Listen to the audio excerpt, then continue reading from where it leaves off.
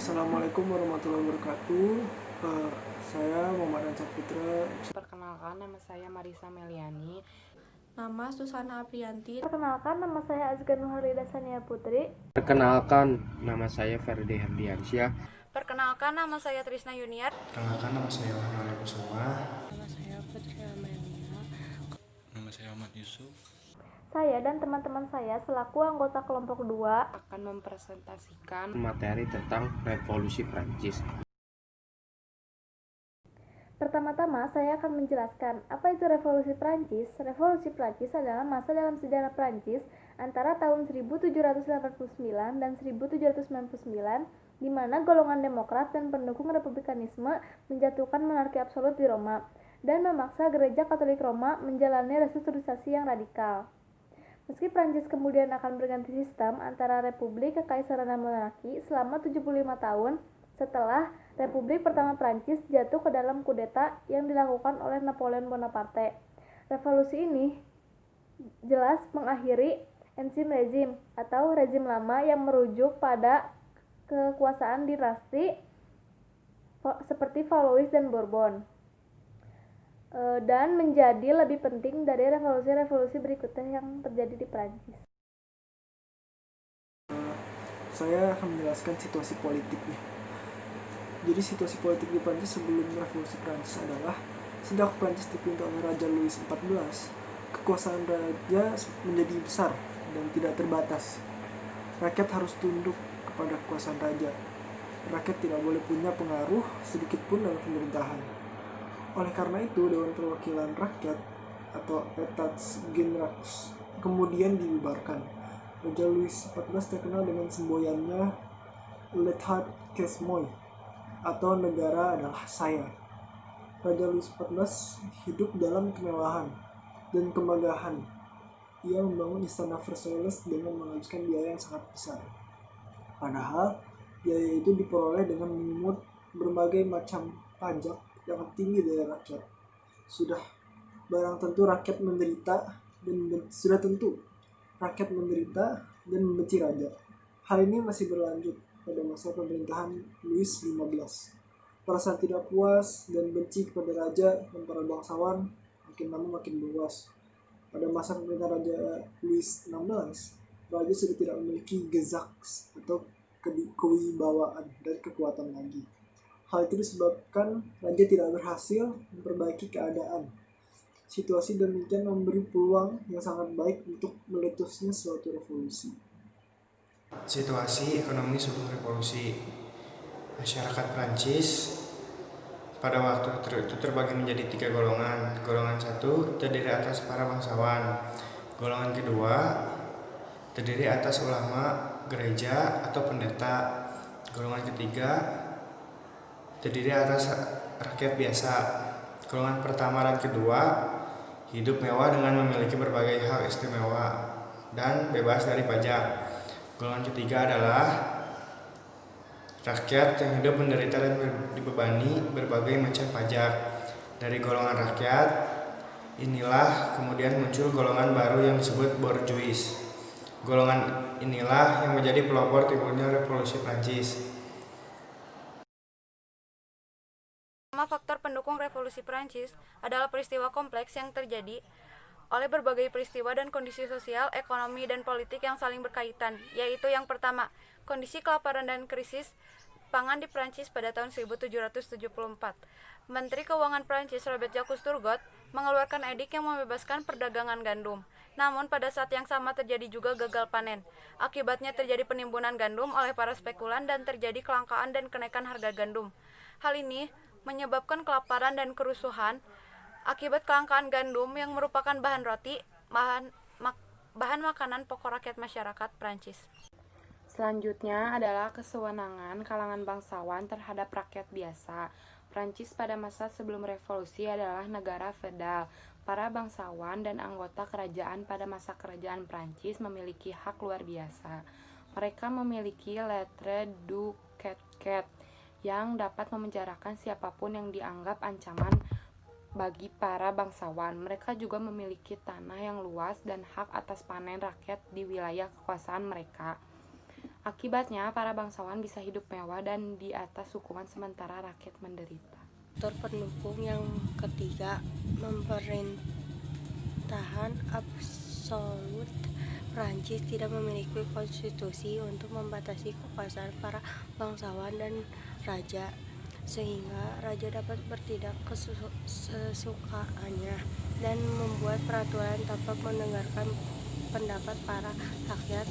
Akibat banyak kebijakan yang merugikan rakyat yang dibuat, Prancis juga tidak memiliki konstitusi untuk membatasi kekuasaan para bangsawan dan raja. Faktor pendukung yang keempat adalah pengaruh paham rasionalisme dan kedaulatan rakyat. Ide-ide abad pencerahan memberikan gagasan pada kaum terpelajar di Prancis bahwa ada sistem pemerintahan lain yang mendengarkan suara rakyat. Ide ini disuarakan oleh filsuf John Locke dan Voltaire. Faktor pendukung lain revolusi Prancis. Pertama, pengaruh revolusi Amerika. Pengaruh revolusi Amerika yang sukses membuat kaum terpelajar Prancis terdorong untuk merubah kerajaan Prancis yang bersifat autokratis menjadi demokrasi seperti Amerika Serikat. Penyebab utama revolusi Prancis adalah keuangan dan pajak yang memberatkan rakyat. Mengapa? Karena rakyatlah yang harus membayar pajak. Bangsawan atau agamawan Katolik tidak diwajibkan untuk membayar pajak. Pajak yang sangat memberatkan adalah gibel atau pajak garam. Hal ini dilakukan untuk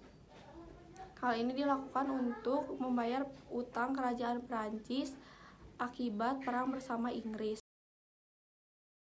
Proses berjalannya revolusi Prancis yang pertama, 1. Masa Dewan Konstituan 1789 sampai 1791. Majelis Nasional menolak bubar sebelum konstitusi terbentuk dan menamakan diri mereka Konstituan. Louis XVI mundur ke Versailles dijaga oleh sekitar 20.000 prajurit. Rakyat Paris yang marah dengan sikap raja kemudian menyerbu penjara Bastille. Penjara ini dianggap sebagai simbol kekuasaan absolut. Ini adalah kerusuhan pertama yang terjadi di Prancis. Dewan Konstituan terus berusaha merancang konstitusi sampai akhirnya pada tanggal 27 Agustus 1789 diumumkan Déclaration des droits de l'homme et du citoyen, yang artinya pernyataan hak-hak asasi manusia dan warga negara. Yang menjadi dasar penyusunan konstitusi Prancis, raja kehilangan sebagian besar kekuasaannya dan wajib mendiskusikan kebijakan bersama dengan majelis legislatif yang terpilih. 2. Masa legislatif 1791 sampai 1792. 3. Setelah konstitusi Prancis disahkan dan Prancis menjadi kerajaan konstitusional, konstituan kembali berfungsi sebagai lembaga legislatif. Namun, rakyat belum merasakan adanya perbaikan nasib. Muncul ketidakpuasan terhadap bentuk yang baru dan menghendaki bentuk negara republik. Hal ini dikarenakan kekuasaan di samping raja dikuasai oleh kalangan borjuis. Rakyat menganggap ini sebuah pengkhianatan dan membawa raja kembali ke Paris. Situasi ini membawa koalisi Austria-Prusia pada 1792 berperang dengan Prancis. Tujuan serangan ini adalah untuk menghancurkan revolusi Prancis yang dianggap berbahaya bagi negara absolut. Namun, serangan ini berhasil dipatahkan. Prancis pun beralih ke pemerintahan baru yang disebut Konvensi Nasional, di mana pimpinan ada di tangan rakyat. Yang ketiga ada masa Konvensi Nasional yang terjadi tahun 1792 sampai 1795. Bentuk kerajaan Prancis dihapuskan dan diubah menjadi republik. Kekuasaan legislatif dikuasai oleh konvensi, sementara kekuasaan eksekutif dipegang Komite Keamanan Publik. Ancaman dari Prusia terkait dengan penggulingan monarki dianggap sebagai bentuk persekongkolan Louis XVI dengan monarki di Eropa. Tanggal 21 Januari 1793, Louis XVI dieksekusi mati. Namun, situasi Prancis tidak membaik. Maximilien Robespierre merebut pemerintahan dan menegakkan pemerintahan diktator. Masa ini disebut pemerintahan teror, di mana puluhan ribu orang dieksekusi dan tuduhan kontravensi tanpa pengadilan yang sesuai. tanpa kepemimpinan beralih dengan pelantikan direktori sesuai konstitusi baru pada Agustus 1795. Saya akan menjelaskan masa direktori itu dari tahun 1795 sampai 1799 di masa Revolusi Prancis, masa direktori. Untuk mengatasi keadaan yang semakin memburuk, kaum Borjuis membentuk Dewan Pimpinan Pusat bidang eksekutif yang terdiri atas 5 orang direktur yang bermaksud memberikan gambaran mengenai pemerintahan yang demokratis untuk mengatasi keadaan. Kekuasaan baru ini berhadapan dengan loyalis dari oposisi dan Yakobin radikal yang tersisa. Di pemberontakan terjadi melawan direktori untuk menegakkan kembali monarki. Rakyat Prancis mengharapkan seorang pemimpin yang kuat. Napoleon Bonaparte kemudian mencuat karena keberhasilannya mempertahankan kedamaian di Prancis dalam rangka membangun negara baru yang demokratis. Kemenangan demi kemenangan diraih dalam berbagai ekspedisi militernya di bawah perintah direktori, terutama melawan Austria dan Prusia. Napoleon mampu memperpanjang nafas republik baru di tengah kepungan monarki Eropa yang takut akan penyebaran ide kontra monarki yang berhasil di Prancis. Masa terakhir yaitu tumbangnya Revolusi Prancis. Kekuasaan Napoleon berkembang semakin besar, memunculkan ambisinya untuk mengambil alih kekuasaan. Napoleon kemudian melakukan coup dengan membentuk pemerintah konsulat. Ia mengangkat dirinya sebagai konsul tingkat 1 yang merupakan kepala pemerintahan. Peristiwa ini dinamakan Revolusi Brumaire yang dilancarkan pada 9 November 1799. Republik Prancis memang belum resmi runtuh, namun Napoleon menegakkan pemerintahan yang lebih otoritan dan sentralistik, termasuk melancarkan peperangan melawan koalisasi monarki Eropa selama bertahun-tahun. Napoleon Bonaparte kemudian mengangkat diri menjadi kaisar pada tahun 1804, mengakhiri masa Republikan Prancis.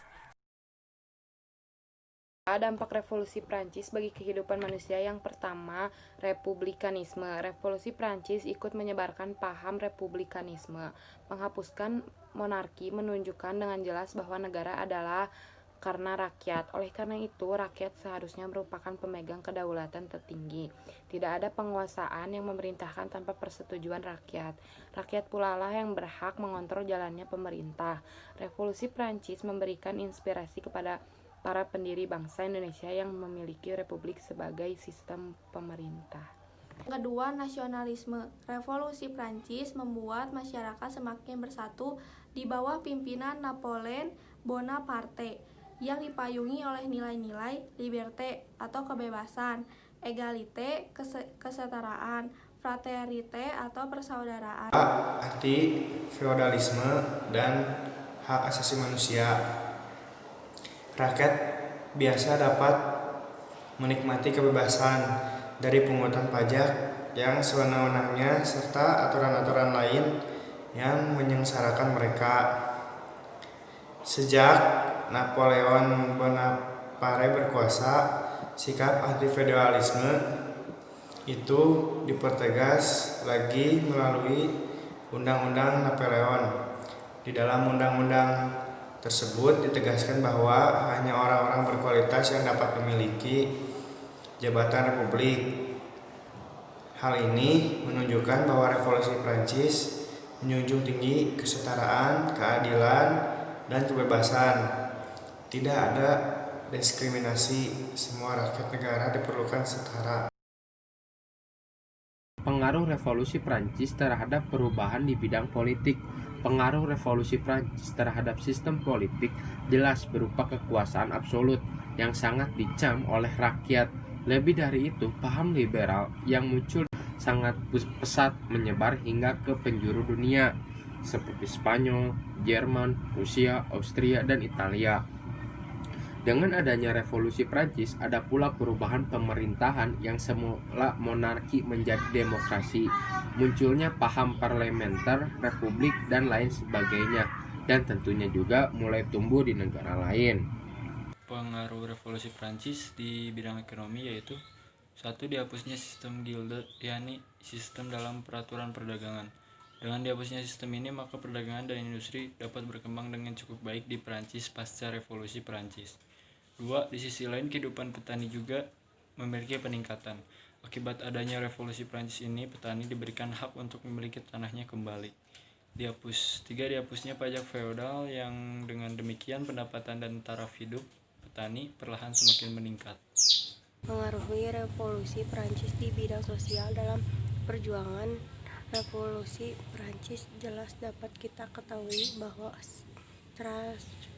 stratifikasi sosial feodalisme di negara tersebut dihapuskan, memberikan hak dan kewajiban yang sama terhadap seluruh rakyat serta memberikan kebebasan dalam menentukan agama, pekerja, dan pendidik yang merata bagi seluruh lapisan masyarakat. Sekian materi Dari kami, terima kasih. Wassalamualaikum warahmatullahi wabarakatuh.